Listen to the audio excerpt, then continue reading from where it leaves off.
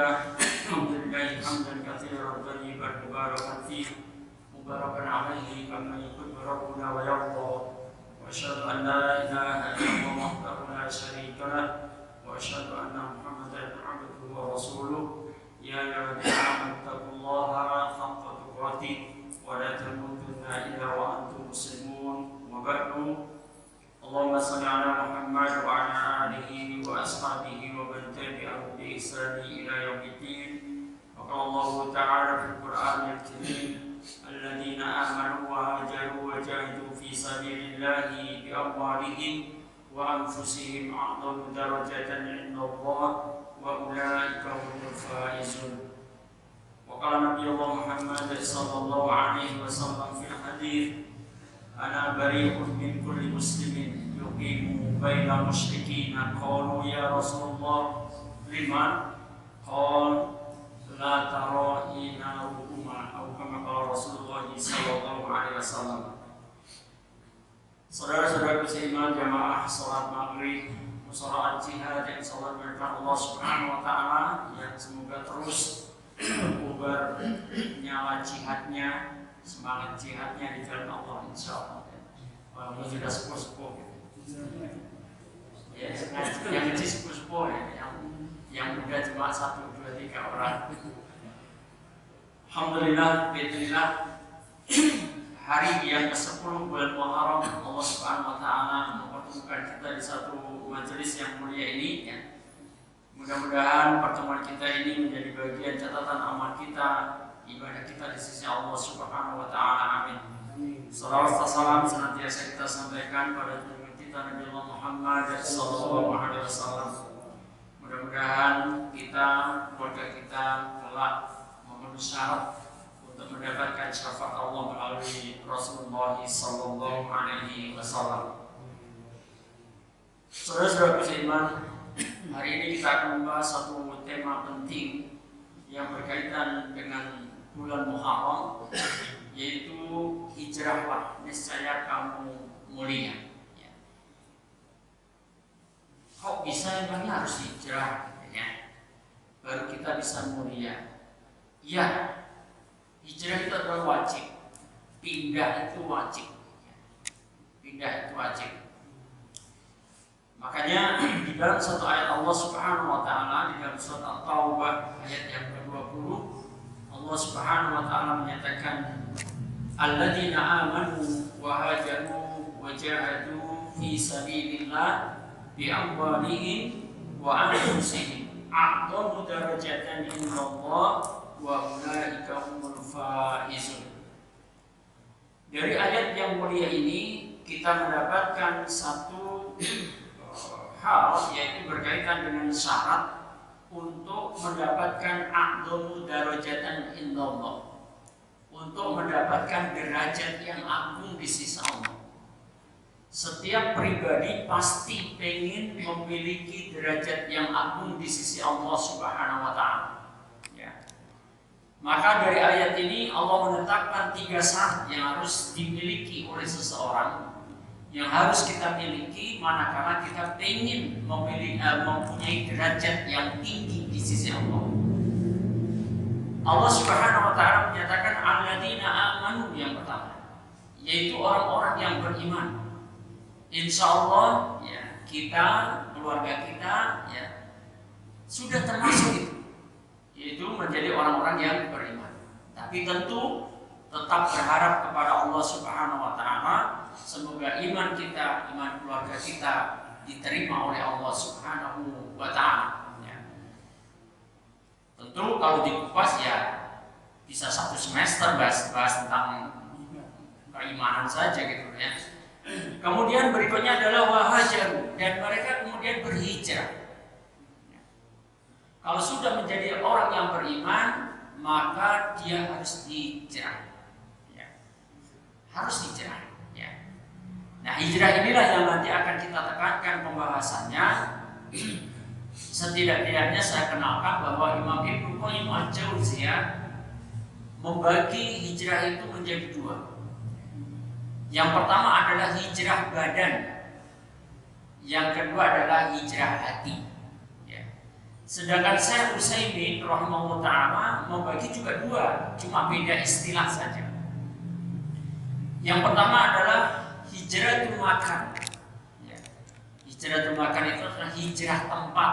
Sama Ibnu Qayyim al-Jauziyah menyatakan hijrah badan itu yang dimaksudkan adalah hijrah tempat. Ya. Hijrah tempat tinggal kita. Seperti Rasulullah pindah dari Mekah ke Madinah. Itu adalah hijrah tempat. Real, nyata, ya. Pindah tempatnya, hijrah. Yang kedua, saya menyatakan hijratul amal, hijrah amal, ya, hijrah amal, yang oleh Ibnu Qayyim al-Jauziyah disebut sebagai hijrah hati, ya. Nah, hijrah amal inilah yang akan lebih kita detailkan, ya, karena kalau menurut Ibnu Qayyim al-Jauziyah hijrah badan atau menurut saya adalah hijrah tempat, Ibnu Qayyim al-Jauziyah menyebutnya itu bukan hijrah yang asli, gitu ya. Kalau hijrah tempat itu bukan hijrah yang asli. Kenapa disebut bukan asli? Walaupun bukan palsu juga, tapi bukan asli gitu. Karena dia membutuhkan syarat. Artinya orang itu terkena kewajiban hijrah badan, terkena kewajiban hijrah tempat kalau terpenuhi syaratnya, gitu ya. Setidak-tidaknya syaratnya 3, ya.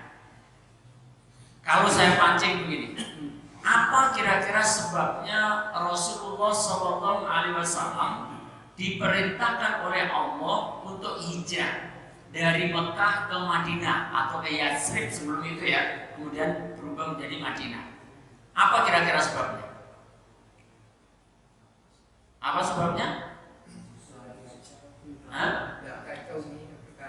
Kacau keadaannya, kacau gimana? Maksudnya banyak bakar-bakaran. Banyaknya pressure, banyaknya gangguan. Bahasa kita gini, dakwahnya nggak kondusif, jadi banyak banget gangguan. Bilal bin Rabah sampai ditelanjangi, kemudian dilentangkan di padang pasir, kemudian ditindas batu, itu di Mekah, fase-fase Makkiyah, ya, fase-fase. Kemudian wanita yang syahid pertama, Sumayyah, ya, kalau kita ceritakan, maksud kita bisa menangis tuh kisahnya. Nah, subhanallah. Kemudian suaminya juga tak kalah hebat, Yasir, ya. Kemudian bagaimana anaknya yang bernama Amr, penderitaannya, semuanya pas-pas Mekah. 13 tahun Rasulullah di Mekah, kemudian diperintahkan untuk hijrah ke Madinah, meninggalkan kota Mekah, bukan karena Rasulullah benci sama Mekah. Rasulullah itu pribumi Mekah. Rasulullah itu kelahiran Mekah. Tanah tumpah darahnya itu Mekah, cinta banget sama Mekah gitu, ya. Tapi diperintahkan untuk pindah tempat semata-mata, kalau mau kita simpulkan secara singkat, untuk menyelamatkan dakwah, ya, untuk menyelamatkan dakwah. Ya.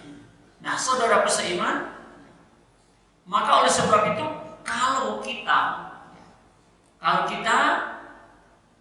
tinggal di satu tempat, kemudian agama kita terganggu, kita tidak bisa melaksanakan agama secara bebas, ya, maka atau juga kita mempunyai kekhawatiran yang kuat karena lingkungannya sangat buruk, nanti akan berpengaruh terhadap perkembangan anak keturunan kita, terpengaruh keburukannya, ya, itu satu syarat yang pertama, ya.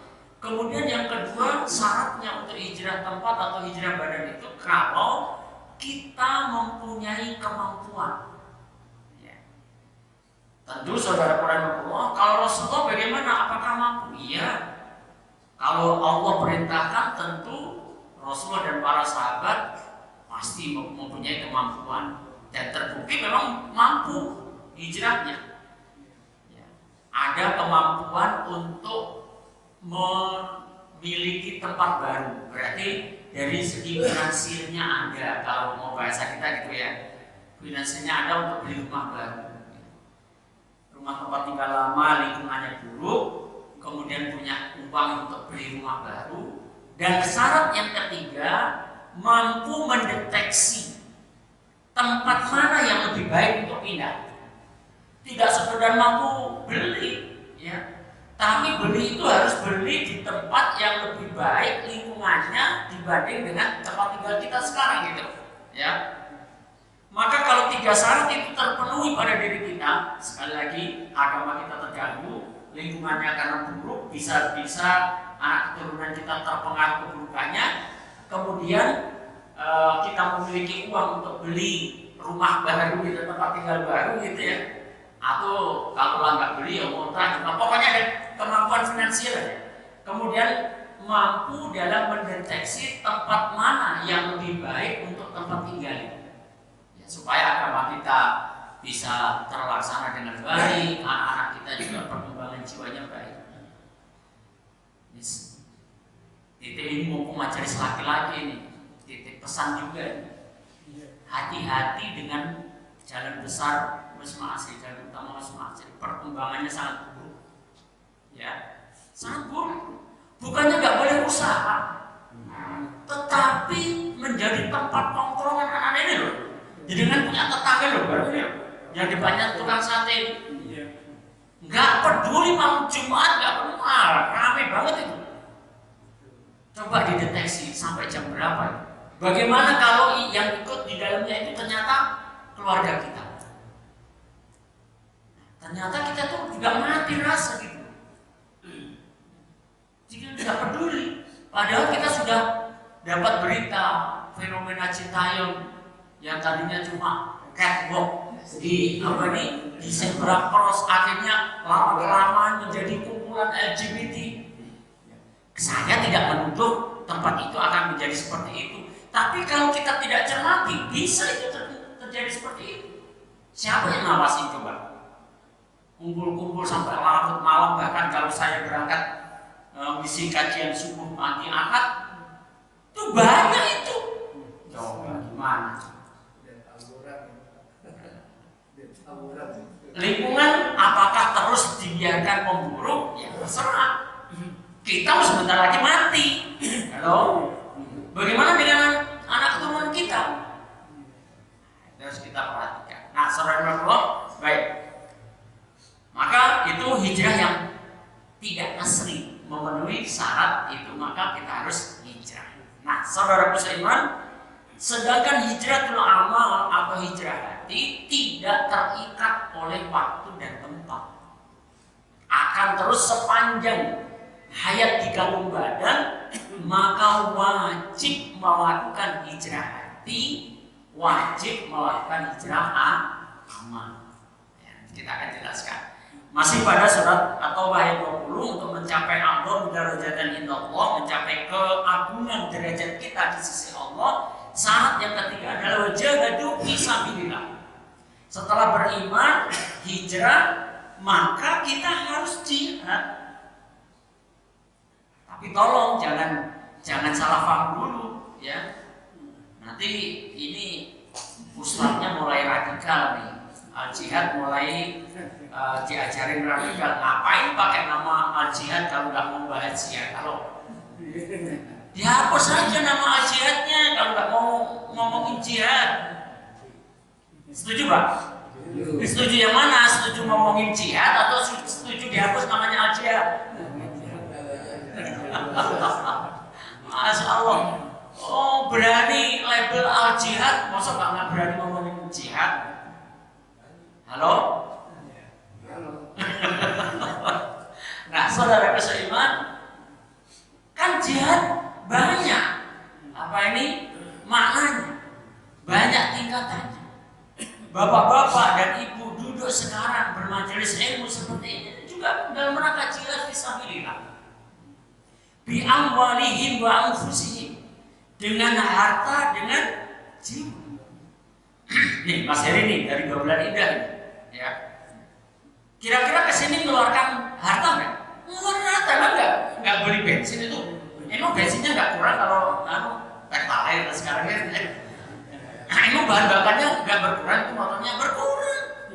Beli keluaran biaya itu menjadi nyatet itu. Emang tintanya nggak beli, kertasnya nggak beli. Dengan harta, dengan jiwa memerlukan pengorbanan. Kejiwaan kita ketika kita sebenarnya kalau kita tahu, kalau kita sudah sering membahas tentang fadilah majelis ilmu kan. Jadi kalau ngerti tentang fadilah majelis ilmu, yang ini adalah ajang jihad, begitu banyak fadilahnya, maka jiwanya akan dituntun untuk tetap duduk di sini. Wong duduk tengok-tengok mau nyatet mau enggak mau sambil ngantuk itu dapat ampunan dari Allah. Coba bayangkan. Didoakan oleh malaikat, dimintakan ampunan. Semut-semut yang ada di lubangnya, kemudian ikan-ikan yang di dalam air, semuanya beristighfar untuk kita yang sedang bermajelis ilmu syar'i seperti ini. Siapa yang nggak butuh ampunannya Allah? Sampai malaikat, semut, ikan, semuanya sampai memintakan ampunan untuk kita, Masya Allah. Cuma sampai Isa, ya Pak Bambang. Sama Pak Bambang dibatasi cuma sampai Isa, Masya Allah. Nah, saudaraku, ini jihad membutuhkan memanage jiwa kita.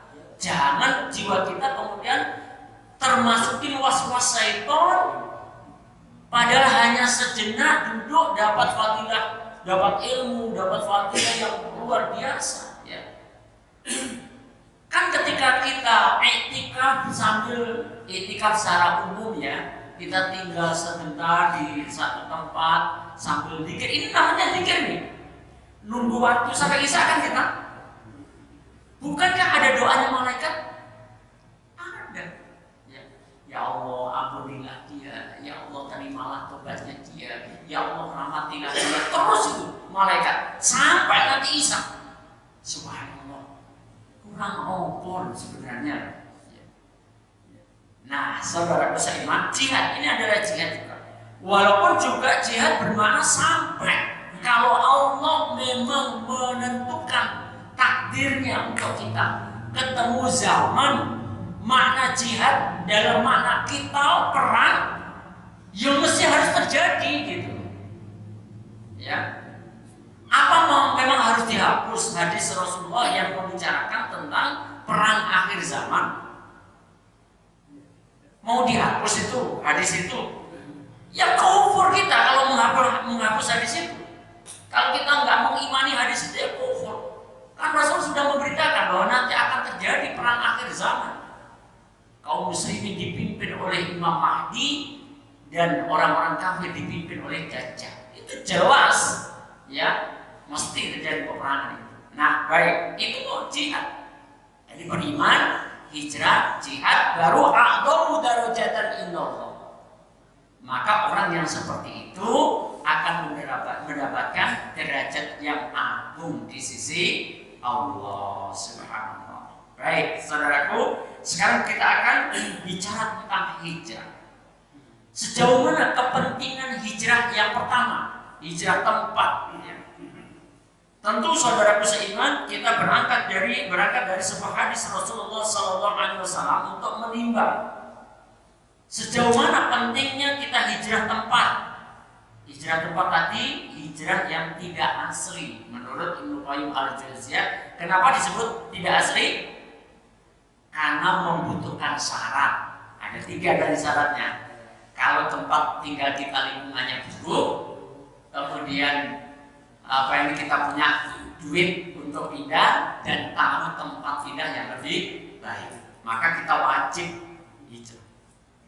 Hijrah tempat. Karena Rasulullah SAW dalam hadis riwayat Imam Abu Dawud, bahwa beliau SAW menyatakan ana bariun. Aku berlepas diri. Ini pernyataan Rasulullah, ya. Rasulullah akan berlepas diri. Berlepas diri dari siapa? Min kulli muslimin. Dari setiap orang Islam. Orang Islam yang mana yang Rasulullah berlepas diri? Rasulullah nggak ngakui sebagai umatnya, yaitu yuqimu bainal musyrikina, yaitu seorang muslim yang dia yuqimu mukim, dia bertempat tinggal bainal musyrikina, di antara komunitas musyrik. Ingat ini ya. Rugi amat kita menjadi orang Islam, kemudian kita begitu nyaman tinggal di antara kaum musyrikin. Padahal Rasulullah sudah ngancam, ana bariun, ya, aku berlepas diri dari muslim yang model seperti itu. Muslim yang mana? Dia senang tinggal bersama, bertempat tinggal bersama dengan orang-orang muslim. Ya. Kesyirikan adalah keburukan yang paling top, ya. Makanya tadi saya gambarkan dengan gambaran lingkungan yang buruk. Karena keburukan itu tidak selalu kemusyrikan saja. Misalnya, ternyata lingkungan itu komunitasnya, masyarakatnya senang judi misalnya. Ternyata lingkungan itu masyarakatnya senang mabuk-mabukan misalnya. Maka itu lingkungan yang buruk. Sampai dengan kalau lingkungan itu ternyata masyarakatnya adalah masyarakat musyrikin, ya. Maka kemudian ketika Rasulullah memberikan ancaman anak bari'un min kulli muslimin yuqimu bainal musyrikin, aku berlepas diri dari setiap muslim yang dia suka bertempat tinggal di antara kaum musyrikin. Kemudian ada yang bertanya kepada Rasulullah, ya Rasulullah, lima? Wahai Rasulullah, itu kenapa? Kan itu biasa kan kita nanya gitu, kenapa sih? Ya. Sahabat juga nanya kepada Rasulullah, emang kenapa kalau tinggal bersama dengan orang musyrik? Maka kemudian Rasul menyatakan, la tara'ina rumah. Rasul kemudian menjawab, api dari keduanya tidak akan pernah bersama. Artinya, ya, cahaya kaum muslimin dengan cahayanya orang musyrik itu tidak pernah bersatu. Kalau kita membahas di bagian itu, maka kita akan mendapatkan bahwa diperingatkan oleh Allah. Nah, ini ayat ini juga nggak populer, ya. Ayat 82 surat Al-Maidah. Kenapa saya katakan tidak populer?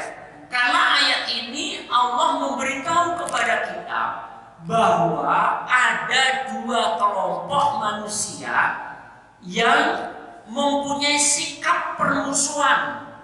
Permusuhannya begitu amat sangat keras kepada siapa? Kepada orang-orang beriman, kepada kita-kita ini. Ya. Aduh, apa nih? Tolong ambil Quran. Saya nggak bawa Qurannya. Surat, aku baca aja dari surat Al-Maidah ayat 82. Di sana Allah menyatakan latajidan nas. Kamu akan menemui manusia, pasti kamu akan menemui manusia yang monggo silakan.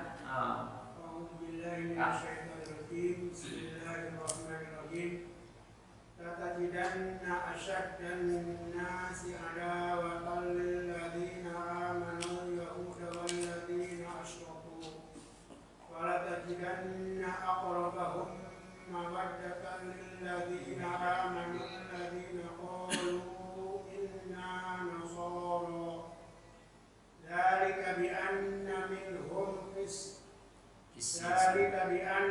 minhum qissina wa rubbana wa annahum la yastakbirun. Artinya, pasti akan kamu dapati orang yang paling keras permusuhannya terhadap orang-orang yang beriman ialah orang-orang Yahudi dan orang-orang musyrik. Dan pasti akan kamu dapati orang-orang yang paling dekat persahabatannya dengan orang-orang yang beriman ialah orang-orang yang berkata, sesungguhnya kami adalah orang Nasrani. Yang demikian itu karena di antara mereka terdapat para pendeta dan para rahib, juga karena mereka tidak menyombongkan diri. Ya, barakallahu fiik. Kita tidak membahas ayat ini secara keseluruhan, tetapi awal ayat ini Allah sudah memberitahu kepada kita. Ingat ya, kalau ayat Allah, maka dituntut kepada kita orang beriman ini tidak boleh ragu-ragu. Al-haqqu mir rabbika fala takunanna minal mumtarin. Kebenaran itu yang datang dari Allah. Ayat ini datang dari Allah. Fala takunanna minal mumtarin. Maka janganlah kalian termasuk orang yang ragu-ragu. Kenapa ini saya tekankan? Karena ayat ini memberitahu kepada orang yang beriman ada dua kelompok manusia yang permusuhannya sangat keras kepada orang beriman. Sampai mau ragu-ragu, nggak usah ngaji kalau ragu-ragu, bener? Ya. Kalau ayat Allah aja ragu-ragu, ngapain ngaji? Halo? Lu kok marah? Enggak marah saya. Masya Allah, ya. Latajidanna asyaddan nas. Pasti kamu akan menemui manusia yang paling keras. Apanya yang keras? Tulangnya? Enggak, bukan tulangnya. Adawatan permusuhannya. Lihat nih. Allah loh yang memberitahu ada kelompok manusia yang paling keras permusuhannya. Permusuhan kepada siapa? Lilladzina amanu, kepada orang-orang beriman. Makanya kita harus sadar. Aku ngomong gini ini ke bawah mungkin. Bawah mungkin sedih. Saya terima berita terakhir. Ustaz Farid itu sekarang dipaksa jenggotnya harus dicukur. Dipelontos. Terakhir kemarin saya dengar juga rambutnya juga dibotakin. Coba. Tapi berijik aja nggak sampai diperlakukan seperti itu.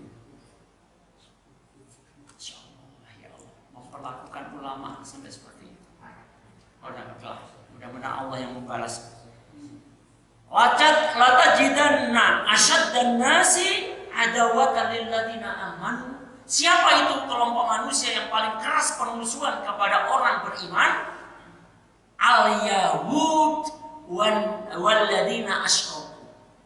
Yaitu orang-orang Yahudi dan orang-orang yang mempersekutukan Allah. Ya, tadi saya katakan saya tidak membahas ayat ini secara keseluruhan. Ini kita mendapatkan bahwa orang musyrik itu permusuhannya kepada orang beriman begitu amat sangat keras. Allah yang memberitahu kepada kita. Ya. Pantas kalau begitu Rasulullah nggak rela kalau ada orang Islam yang dia sukarela, dia senang hati tinggal bersama dengan orang musyrik. Makanya Rasulullah sampai ana bariun, aku berlepas diri kalau tetap aja. Ya. Kenapa? Kok sampai seperti itu? Iya, apinya memang tidak akan bisa bersatu karena memang permusuhan. Dan khawatirlah kalau kita tetap saja ngengkel tinggal di lingkungan yang seperti itu, keburukannya tidak mustahil kita akan terbawa jauh-bawa. Kalaulah kita yang sudah mau mati ini kuat mempertahankan jati diri kita sebagai orang yang beriman, bagaimana dengan anak cucu kita? Gitu loh. Nah, baik, saya tinggalkan ini hijrah tempat ya. Saya hanya tekankan sampai di situ saja bahwa Rasul tidak suka ya. Rasulullah berlepas diri ya, tidak akan mau tahu ini umatku atau bukan kalau dia tetap ngekal tinggal bersama orang-orang yang musyrikin. Ini menunjukkan bahwa hijratul makan, hijrah badan, hijrah tempat itu wajib kalau terpenuhi syaratnya. Ya. Sekarang hijratul amal. Yang kedua adalah hijratul amal atau hijrah hati menurut Imam Ibnu Qayyim al-Jauziyah. Apa itu hijratul makan, hijratul amal atau hijratul hati, hijrah hati? Nah, saudaraku seiman, ya, bukankah kita mendapatkan ayat dari Allah setelah kita menjadi orang yang beriman, kita pun juga diperintahkan oleh Allah untuk menjadi muslim yang kafah. Dalam surat Al-Baqarah ayat 208 ya. Surat Al-Baqarah ayat 208. Ya ayyuhalladzina amanu dkhulu fis-silmi kafah. Ila akhir ayatnya. Wahai orang-orang yang beriman, ya, jadilah kalian seorang muslim yang kafah. Muslim yang totalitas, Muslim yang 100%. Kalau mau bahasa karatnya Mas, menjadi Muslim 24 karat gitu. Nah pertanyaannya saudaraku seiman, pada saat sekarang ini kita duduk bersama di ruangan ini, apakah kita sudah menjadi Muslim yang kafah? Apakah kita sudah benar-benar menjadi Muslim dan Muslimah yang 100%? Halo? Kalau ada yang berani sudah, hebat itu berarti. Nah, saudara seiman, ya, saya tidak menuduh antum belum satu terserah. Antum mengaku 100%, itu urusan antum sama Allah kan? Ya, bukan urusan saya. Saya kan cuma mengingatkan. Nah, saudaraku, ya, untuk menuju kafah, ya, untuk menuju kita sebagai jati diri Muslim 100% atau Muslim 24 karat, prosesnya itulah hijrah hati, ya, hijrah hati, hijrah amal. Kenapa kok disebut sebagai hijrah amal? Contoh ini, ketika antum sekalian belum tahu tentang ilmu bagaimana tata cara memasuki musola atau memasuki masjid, atau tata cara keluar masuk WC, kita belum punya ilmunya, maka kita sembarang aja. Masuk musola, masuk masjid kaki kiri dulu tanpa doa, gitu kan? Itu tanpa ilmu kan itu. Tapi begitu kita tahu, apalagi itu ditempelin itu, tempelin doa itu, ya. Kalau masih selonong boy, masih selonong boy, ya itu namanya nggak hijrah. Ya. Ketika sudah berilmu, maka harus menghijrahkan dirinya. Dalam wujud apa? Wujud mengamalkannya. Sudah dapat ilmu, ditempelin lagi di situ. Doa mau masuknya bagaimana, doa mau keluarnya bagaimana. Bahkan itu kayaknya ada catatan juga. Kalau masuk kaki mana dulu, kalau keluar kaki mana gitu ya. Maka hendaklah kita hijrahkan diri kita. Ya. Kalau ini belum diamalkan, sudah semakin banyak kekurangan kita kan. Kalau kita amalkan berarti kita semakin sudah bertambah, berarti kita persentase kita bertambah, ya. Oh masya Allah, kaki kanan dulu, oh ada doanya. Berhenti dulu sejenak berdoa, kemudian memastikan yang aku masukkan adalah kaki kanan dulu, karena itu adalah ibadah ini amal ini, ya. Keluar masuk WC juga begitu, ya. Maka saudaraku seiman, majelis taklim ini dalam rangka menambah pengetahuan kita tentang Islam, menambah ilmu kita tentang apa yang diajarkan oleh Nabi, sehingga dengan bertambahnya ilmu kita melalui majelis ilmu seperti ini menjadi landasan kita untuk menambah amal kita, untuk menambah prosentasi keislaman kita, menambah kadar keislaman kita. Tapi kalau kita nggak mau taklim, ya nggak akan tahu gitu loh. Akan status mungkin masih 25% aja gitu. Masya Allah, ya. Nah, saudara seiman yang disampaikan Allah Subhanahu Wa Taala, ya.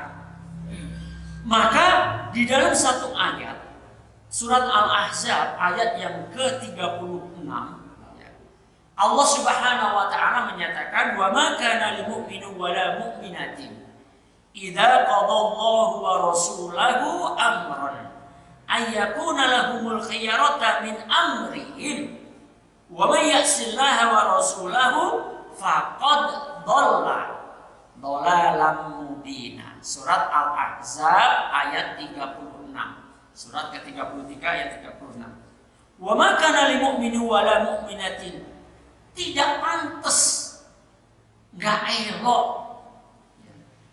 laki-laki yang beriman atau wanita yang beriman idza qadallahu wa rasulahu amran, apabila Allah dan Rasulnya sudah menetapkan ketentuan, sudah menetapkan aturan, sudah menetapkan hukum-hukumnya, kemudian apa yang dia lakukan orang yang tidak dinyatakan tidak pantas tadi? Ayyakuna lahumul khiyarata min amrihi. Ternyata dia memilih aturan, memilih hukum, memilih petunjuk selain petunjuknya Allah, selain petunjuknya Rasul, selain hukumnya Allah, selain hukumnya Rasul, selain aturannya Allah, selain aturannya Rasul. Padahal Allah dan Rasulnya sudah menetapkan. Contoh, ini sering kali saya berikan contoh.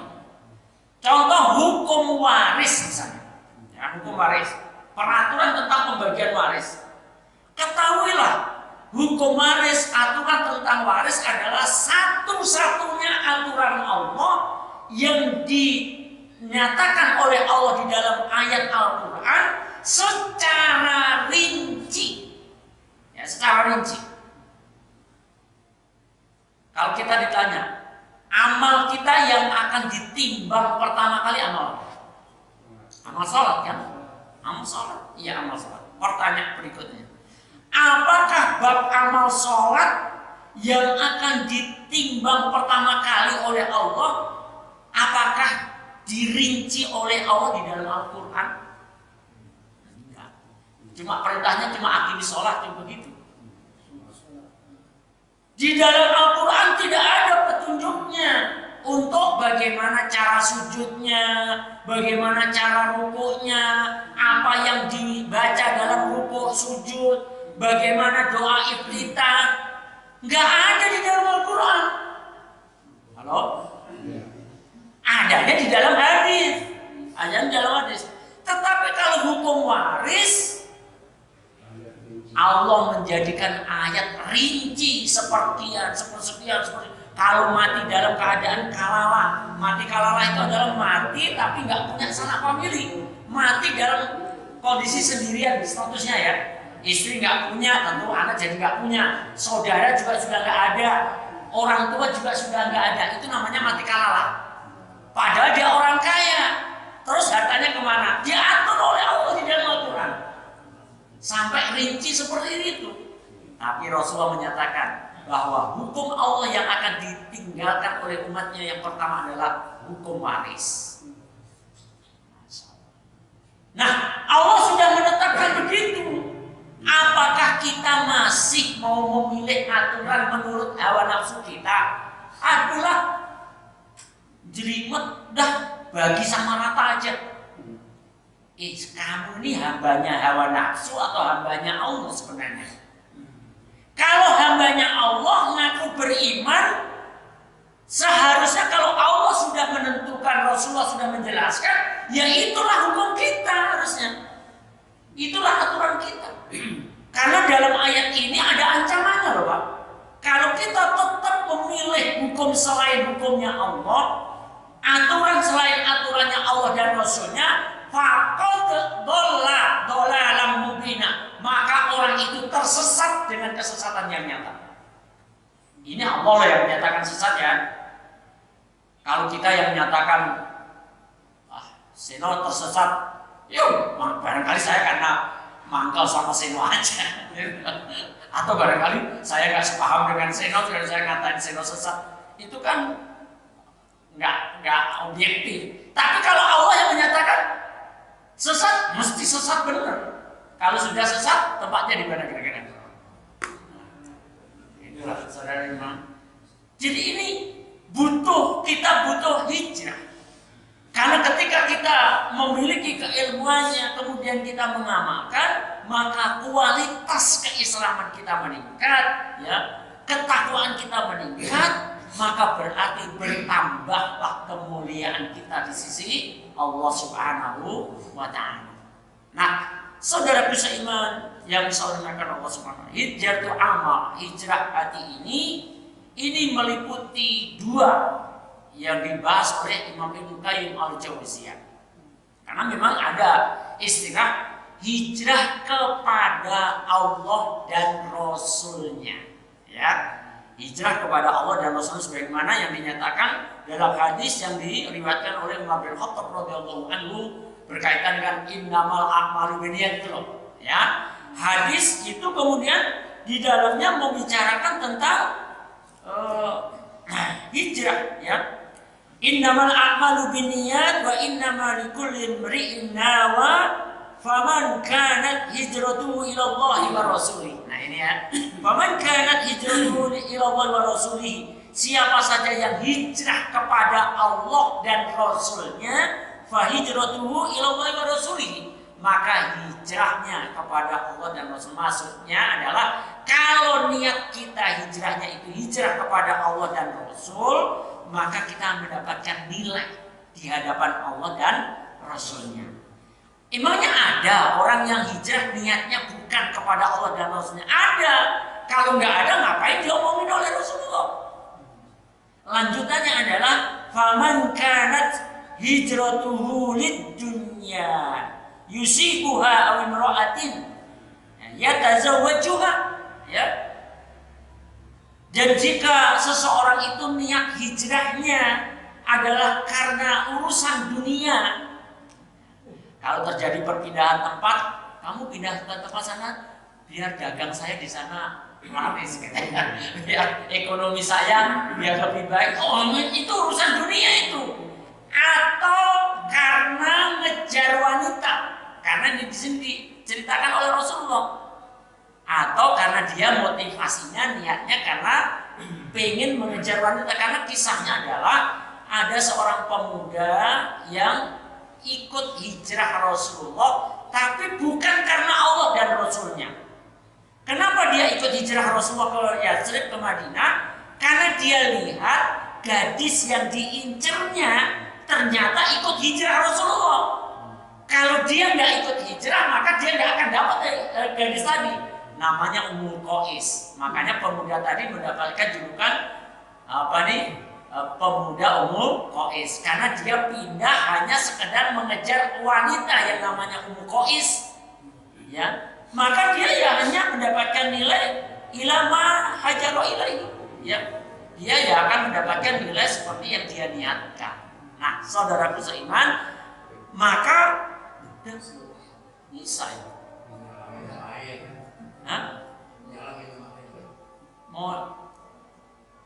Mau azan dulu, Pak? Apa? Belum ya? Baik. Jadi hijrah kepada Allah dan Rasulnya, ya, berarti kita harus membahas hijrah kepada Allah itu seperti apa, hijrah kepada Rasul itu seperti apa. Ya. Hijrah kepada Allah, ya, itu sebagaimana termakna di dalam ayat 50 surat Ad-Dariyat, ya. Contohnya surat Ad-Dariyat ayat 50, di dalam ayat itu ada kalimat fafirru ilallah, ya. Fafirru ilallah. Apa maknanya? Maka segeralah kembali. Kalau kembali, kira-kira tadinya ada di mana dia? Di satu tempat lain berarti, atau dalam kondisi lain, ya. Perintahnya apa? Fafirru ilallah.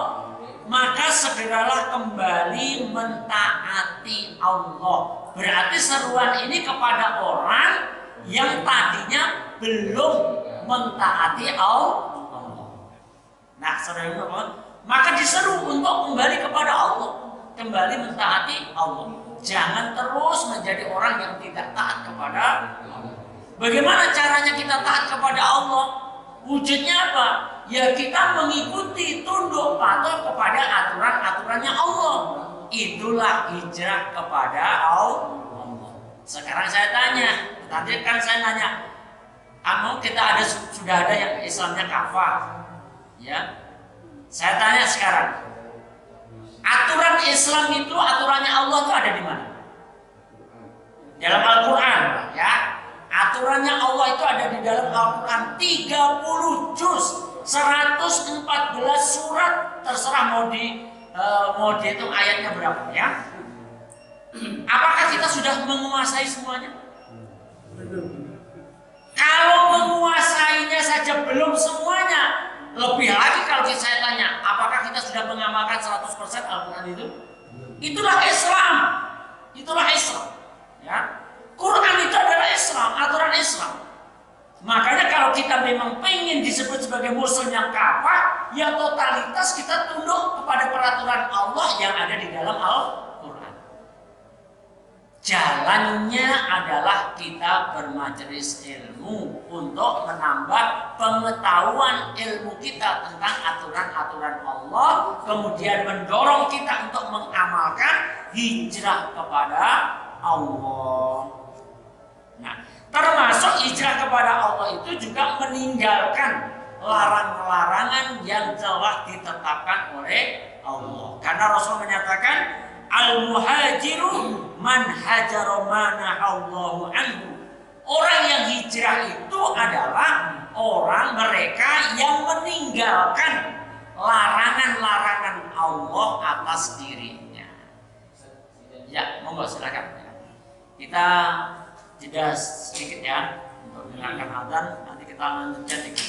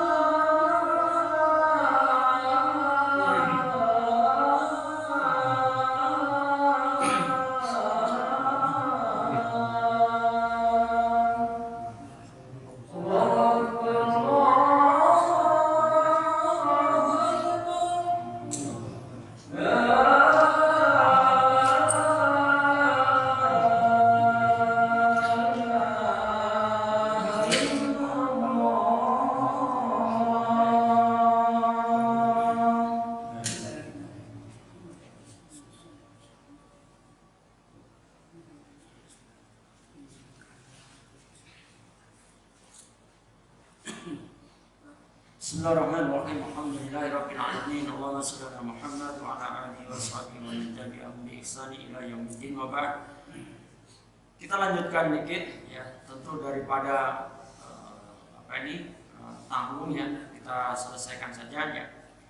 Hijrah kepada Allah ya, itu menggiring kita berproses diri untuk mentaati setiap aturan Allah, termasuk diantaranya adalah kita meninggalkan apa saja yang dilarang oleh Allah ya. Karena Rasul menyatakan al-muhajiru man hajaru ma nahallahu anhu. Orang yang hijrah itu adalah mereka yang meninggalkan apa saja yang dilarang oleh Allah terhadap dirinya. Ya. Riba dilarang, ya ditinggalkan, jangan diikutin terus. Ya, contoh itu misalkan ya. Nah, saudara, maka oleh sebab itu Imam Abdurrahman bin Nasir As-Sa'di, beliau adalah salah satu dari guru Syekh Utsaimin rahimahullah taala. Beliau menyatakan bahwa hijrah ini fardu ain bagi setiap muslim. Karena kaitannya dengan ketundukan, kepatuhan kepada aturan Allah, fardu ain. Termasuk juga dalam hal meninggalkan segala yang dilarang oleh Allah. Maka adalah tetap melekat kewajiban itu selama hayat di kandung badan. Dimanapun kita berada, kapanpun juga, tetap kita harus punya semangat untuk meninggalkan setiap yang dilarang oleh Allah Subhanahu wa taala. Tetap kita harus beribadah kapanpun, dimanapun juga kita berada, bagaimanapun keadaan kita, tetap kita harus beribadah karena memang kita hamba Allah. Ya. Maka kemudian ini juga menunjukkan bahwa hijrah kepada Allah itu merupakan tuntutan dari syahadat pertama. Kalau kita sudah bersyahadat asyhadu an la ilaha illallah, maka harus sadar bahwa kita harus hijrah kepada Allah. Ya, hijrah kepada Allah. Hijrah yang kedua, hijrah kepada Rasul. Ya, ini juga merupakan konsekuensi dari syahadat, tetapi syahadat yang kedua. Wa asyhadu anna Muhammadar Rasulullah. Kalau kita sudah mengakui Rasulullah Muhammad adalah sebagai panutan kita, kita mengakui beliau adalah sebagai utusan Allah, maka wajib kita untuk hijrah kepadanya. Apa makna hijrah kepadanya? Tentu tetap berkaitan juga dengan hijrah kepada Allah, karena apapun hukum yang ditetapkan oleh Allah, syariat apapun yang ditetapkan oleh Allah, yang mengajarkan kepada umat siapa? Rasulullah. Ya. Maka saudaraku seiman, hujjah yang digunakan adalah surat An-Nisa ayat 65. Ya. Surat An-Nisa ayat 65. Ayat itu berbunyi fala warabbika la yu'minuna hatta yuhaqqimuka fima syajara bainahum thumma la yajidu bi anfusihim harajan mimma qadaita wa yusallimu taslima. Allah sampai bersumpah atas zatnya sendiri. Ya. Maka demi Rabbmu. Kan kalau kita kan demi Allah gitu. Nah, ini kan Allah yang bersumpah. Allah bersumpah atas zatnya sendiri. Maka ini luar biasa ayat ini ya. Fala warabbika la yu'minuna. Maka demi Rabbmu pada hakikatnya kalian itu belum beriman. Masya Allah. Coba kita sudah mengaku beriman, tapi Allah menyatakan hakikatnya kalian itu belum beriman. Kenapa demikian? Karena harus ada buktinya. Harus ada buktinya. Buktinya apa? Di dalam ayat ini Allah menuntut bukti keimanan kita dalam bentuk yuhaqqimuka bima syajara bainahum. Sampai dengan engkau Muhammad, berarti Rasulullah, kan kita lagi bicara hijrah kepada Rasul ya. Sampai dengan engkau Muhammad dijadikan hakim atas perkara yang terjadi di antara mereka. Kan kita berhadapan dengan berbagai masalah kehidupan kita, baik secara pribadi atau ketika kita berinteraksi dengan masyarakat. Pasti kita punya masalah. Kita bicara masalah pribadi saja. Bicara masalah pribadi misalnya berkaitan dengan penampilan. Penampilan dalam kehidupan. Dalam hal ini saya sebut berpakaian saja. Penampilan dalam hal berpakaian. Apakah Rasulullah mengajarkan kepada kita bagaimana berpenampilan? Gimana Pak? Kira-kira Bu, kira-kira Rasulullah ngajarin nggak? Bagaimana caranya kita berpenampilan sebagai orang yang beriman? Diajari. Koridornya adalah menutup aurat. Koridornya itu. Emangnya laki-laki ada? Ada. Paha itu adalah aurat. Maka laki-laki tidak boleh pakai celana pendek sampai kelihatan pahanya. Karena itu adalah aurat. Jangan kalau ngomong aurat cuma ibu-ibu yang disinggung. Karena ternyata bapak-bapak juga banyak yang ngumbar auratnya. Halo? Karena nggak belajar. Atau kalau nggak belajar nggak mau hijrah dia. Nggak mau hijrah amal. Tetap aja kesana kemari pakai celana pendek, pahanya kemana-mana, padahal itu aurat Bung. Halo? Apalagi wanita. Wanita lebih lagi. Sampai Rasulullah menyatakan, ya Asma, kalau wanita itu sudah haid, bukan sedang haid, tapi kalau sudah haid, maka tidak boleh menampakkan seluruh tubuhnya, kecuali ini dan ini yang diizinkan oleh Rasulullah. Ini yang diajarkan oleh Rasulullah. Masalah penampilan. Masalah yang lain seluruh kehidupan kita diajarkan oleh Rasulullah. Mulai dari kita milih calon istri kita diajarin oleh Rasulullah enggak? Diajarin. Kita aja kali-kali yang nekat, enggak memperdulikan ajaran Rasulullah ya. Ketika istri kita hamil diajarin oleh Rasulullah enggak? Dia enggak usah hamil. Ketika kita datangi istri kita malam pertama diajarin enggak sama Rasulullah? Diajarin, doanya diajarin, Masya Allah. Halo? Begitu berbuah hamil maksudnya diajarin oleh Rasulullah apa yang harus dilakukan. Nanti anak kita lahir diajarin oleh Rasulullah apa yang harus kita lakukan. Wahai pemimpin rumah tangga, kita laki-laki, kalau istri kita hamil, hendaklah kita sudah siap-siap. Nanti kalau 9 bulan istri saya melahirkan, ada kewajiban yang diajarkan oleh Rasulullah untuk akikah atas anak kita. Ini seringkali nih saya singgung-singgung. Ngerokoknya iso tapi akikah ora iso bangetan. Halo? Ya gak apa-apa, mana juga gak apa-apa ya. Ngerokok bisa loh, akikah anaknya gak bisa itu bangetan itu. Nah, saudaraku, akikah sudah. Nanti menjelang anaknya kemudian dewasa harus diajarin apa, diperintahkan sholat dan terus sampai kemudian anak kita nikah dan sebagainya. Diajarin semua oleh Rasulullah SAW. Maka saudaraku, hijrah kepada Rasulullah ini adalah konsekuensi ketika kita sudah menyatakan wa asyhadu anna Muhammadar Rasulullah.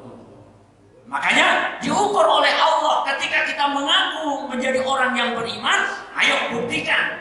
Bagaimana cara membuktikannya? Menjadikan Rasulullah sebagai hakim pemutus atas perkara yang ada terjadi di antara kita, termasuk masalah pribadi-pribadi kita ya.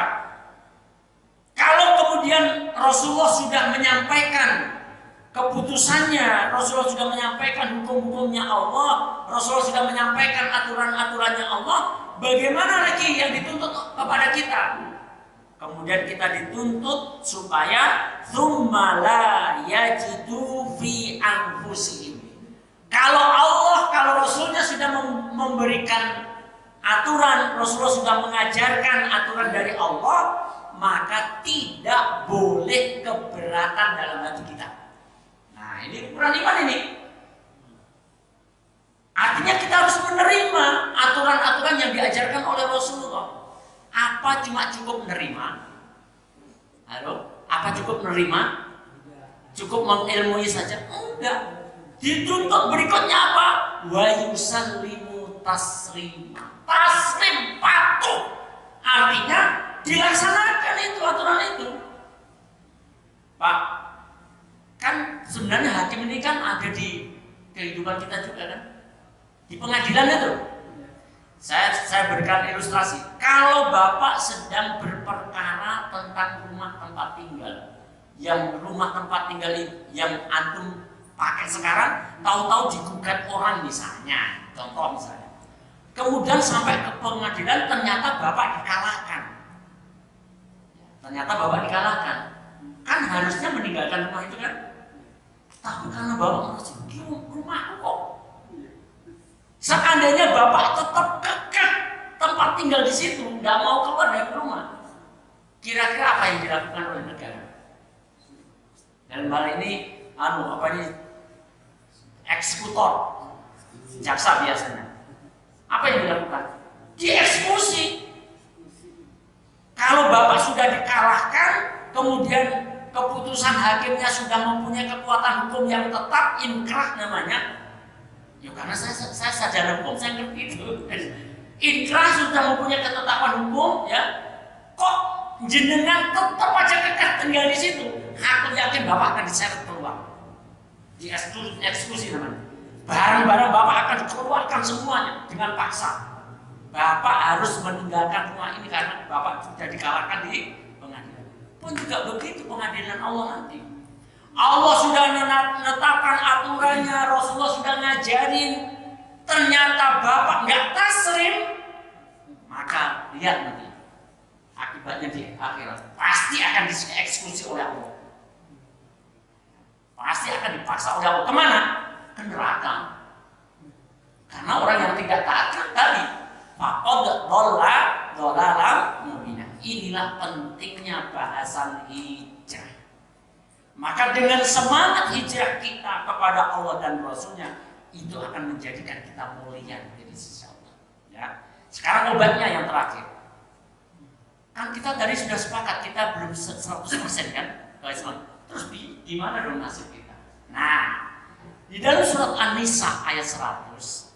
Tadi kan saya katakan untuk menuju 100% atau menuju 24 karat kadar keislaman kita, proses itulah yang namanya hijrah. Maka kalau kita belum 100%, belum menjadi muslim yang 24 karat, nggak usah khawatir. Yang penting jaga niat kita, semangat kita untuk hijrah kepada Allah dan Rasulnya dengan ikhtiar duduk di majelis taklim untuk menambah ilmu kita supaya ketaatan kita bertambah. Di dalam surat An-Nisa ayat 100, Allah Subhanahu wa taala memberikan jaminan. Ya. Surat An-Nisa ayat yang ke-100. Sudah ditutup Qur'annya. Surat An-Nisa ayat 100 coba sudah. Wa may yuhajir fi sabilillah yajid fil ardi muraghaman katsiran wasi'a.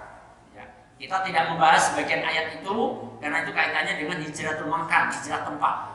Kemudian penggal berikutnya, wa may yakhruj min baitihi muhajiron ilallahi war rasuli. Ya. Maka siapa saja yang yakhruj min baitihi, keluar rumah. Bukankah ibu bapak duduk sekarang ini bermajelis taklim ini kan jenengan semuanya keluar rumah kan tadi? Ya keluar rumah lah. Masa di rumah? Dia sekarang di sini kok keluar rumah, meninggalkan rumah. Dalam rangka apa? Muhajiron ilallahi wa rasuli. Dalam rangka hijrah kepada Allah. Tolong dijaga niatnya.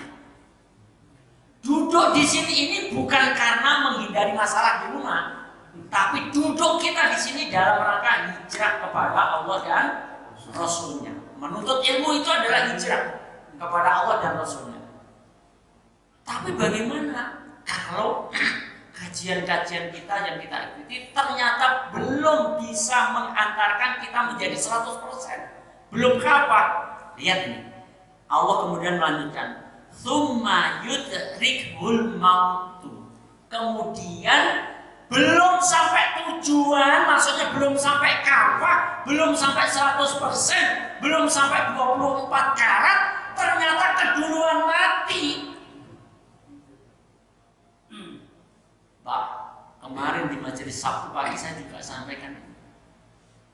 Ini yang lagi ngomong ini juga belum 100%. Aku yakin saya akan keduluan kematian dibanding dengan mencapai 100%. Aku yakin. Terserah Bapak punya keyakinan kayak apa.